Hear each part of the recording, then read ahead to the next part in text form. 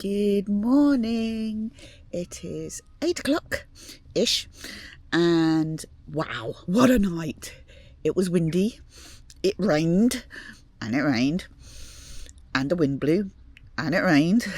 So it's quite nice listening to the sound of rain on your tent. I am parked on a little bit of a slope, and although I think I'm at the flattest part of the campsite, there's nothing I can do about it, so I'll have to get used to it. There was a little bit of rain that pooled in the annex part of the tent, right in the bottom corner, and I have no idea where that came from, so I'll have to do a bit of investigation on that. Woke up at 3:30 and then was like, it's still raining and it's still windy, so the sun rays at Mam Tour is not going to be happening for me to see. I went back to sleep, and now it's trying to rain, but look at all my beautiful, as you can see,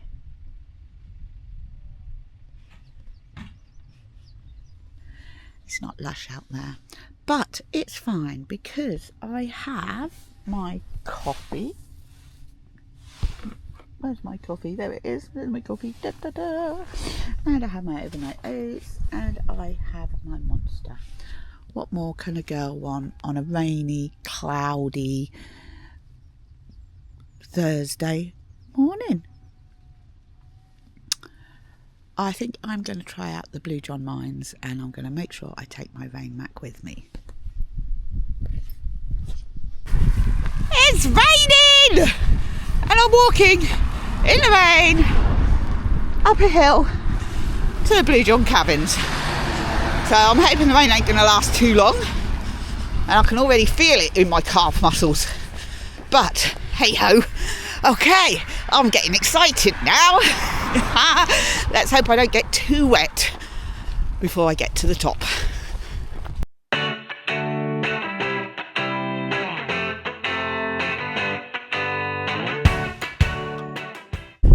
Hi!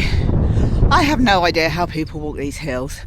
I thought I was fitter, but with views like this. Hello you two.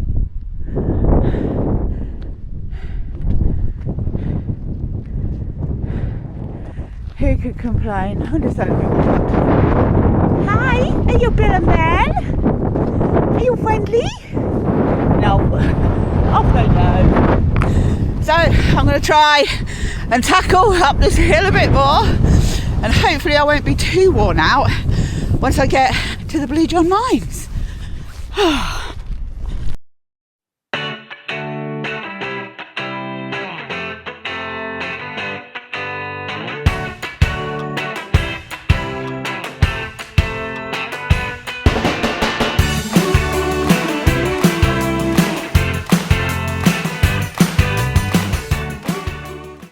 I made it.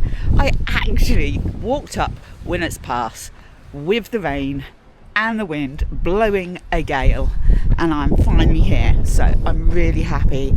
It's a tiny little shop. I don't remember it like this.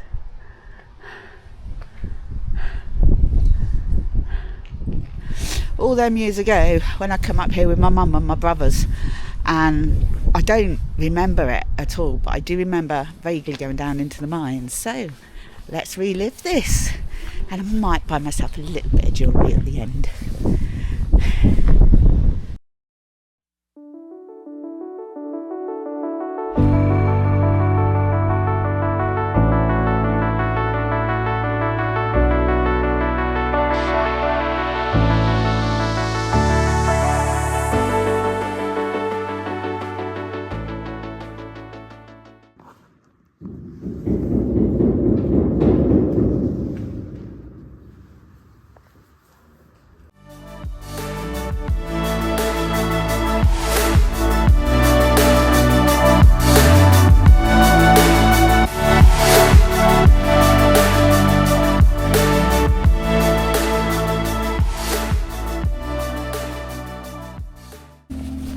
As you can see, the sun is now shining.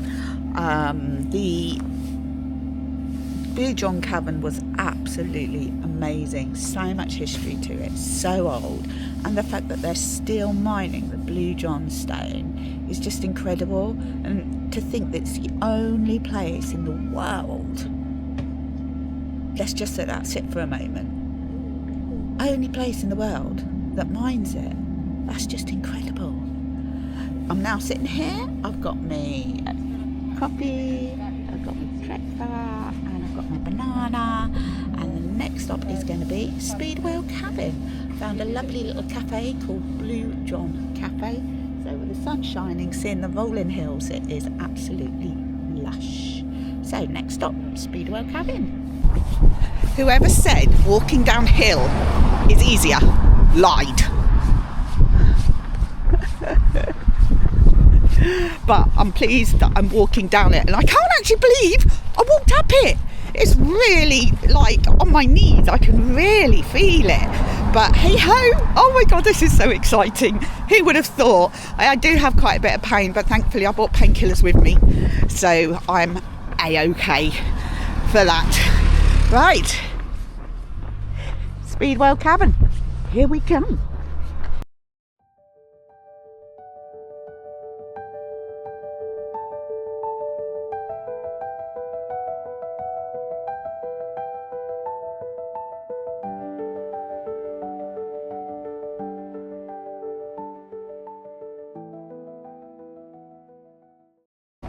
Got my ticket, just about to go in. It's a little bit expensive at £25, but let's have a look, see what it's like, and hopefully I will be able to video in there.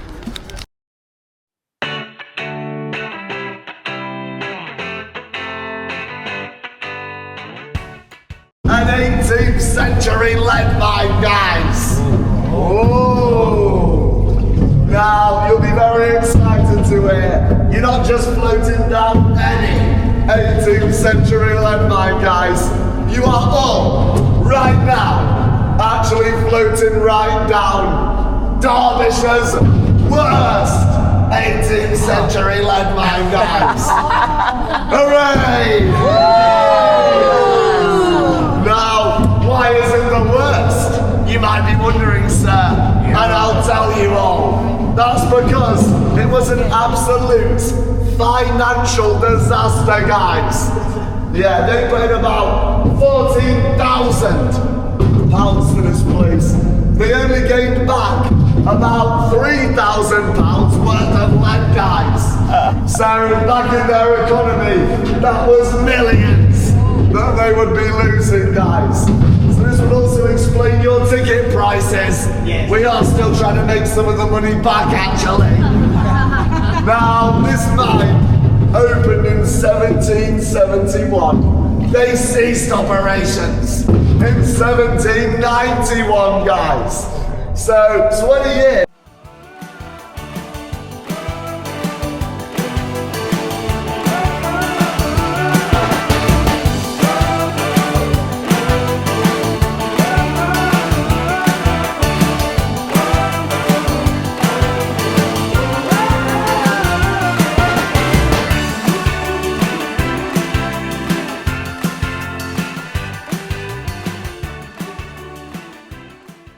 That television is also there. They would watch the Speedwell Meal in the great sky. I know the Coronation Street as well, sir, yes. Now, they would actually, this waterfalls basically flow in from this tropical sea. Let me show you with my torch here, guys. One, from that big hole up there, guys. Another, from that big hole up there. These two waterfalls would flow down into the middle, crashing together, guys, creating a huge whirlpool, slowly corroding away the rock over the years, making this cavern you're stood in right now. Now when the miners came across this cavern, it looks a lot like this, guys, except the floor you're all stood on wasn't here, guys. They had to go down about 50 more meters or so before they climbed all the way back up. So that big boulder up there, guys, a bit of like, not really a lot to be fair. But they would use those little wooden balls with a rock. It's a bit like a ladder. Something to prop themselves up or passing on. Very safe, as you can see. Now, once the miners realise, you know what? This place is rubbish. No more money to be made down here at all. They measured out the floor, so they were digging at the exact same depth, guys. And they dug out this tunnel here, which we call the Far Canal. Now, that Far Canal goes down another 250 metres before sprouting out into about 14 miles of natural cave system, guys. Now, Peak Cavern is only a 10-minute walk from here. But if you want to get in completely for free, without paying, it's only a 6-hour walk down there. Do you want to go down, bro? No. Fair enough, maybe tomorrow. Now, down here, guys, is the bottomless pit. I can't tell you actually too much about the bottomless pit. Because in my day, I just looked into the way back, guys. Sorry for bumping into you, sir. I would never hurt my first favourite. Alright, guys, now.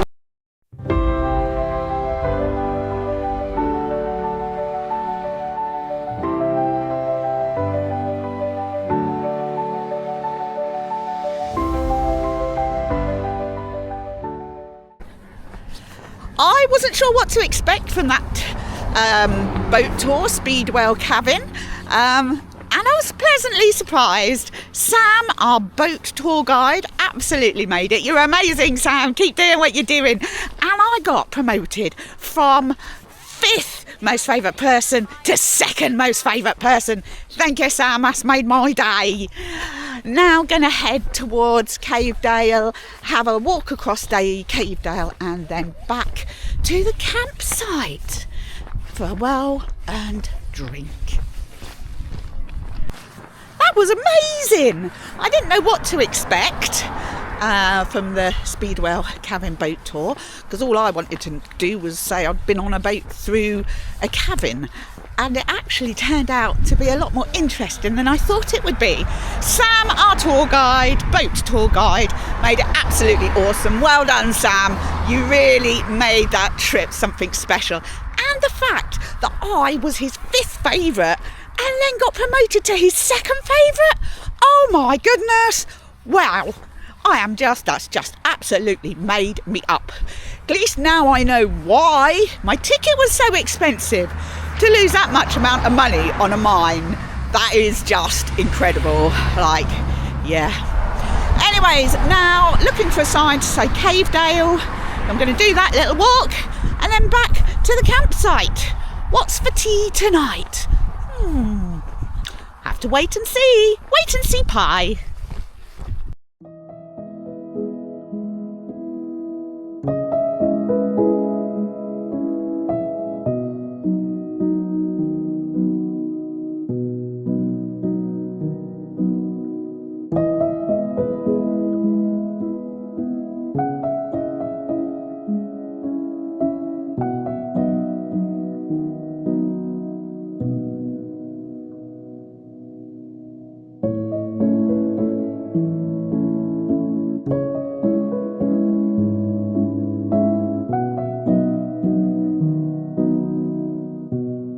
I found the smallest waterfall ever.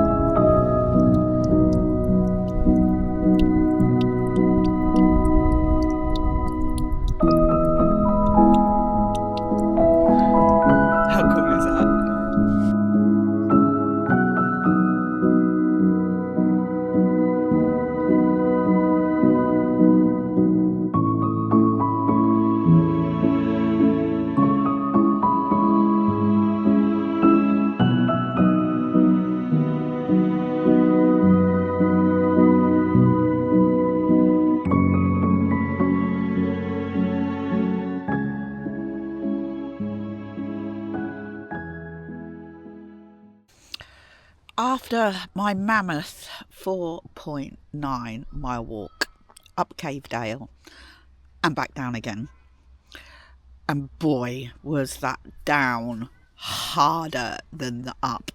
Oh my days, I slipped, tripped, fell at one point onto my knee, ouch, going down. But finally made it, and I was like, do you know what, I am done. I've done a lot of miles today. I've done 21,000 steps, which equates to about 9.5 miles.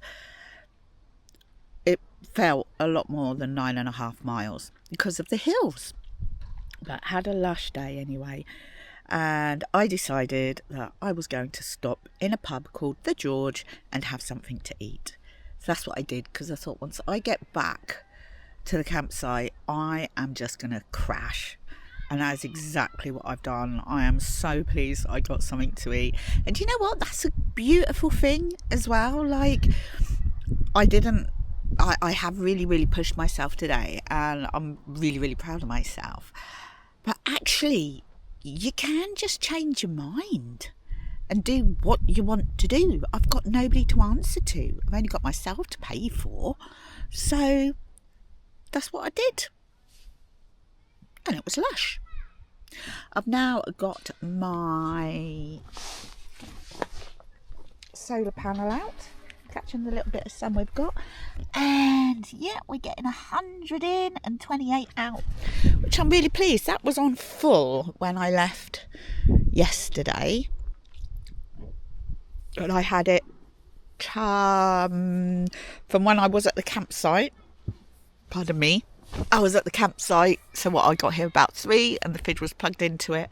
I charged everything up overnight, even my power bank, my phone.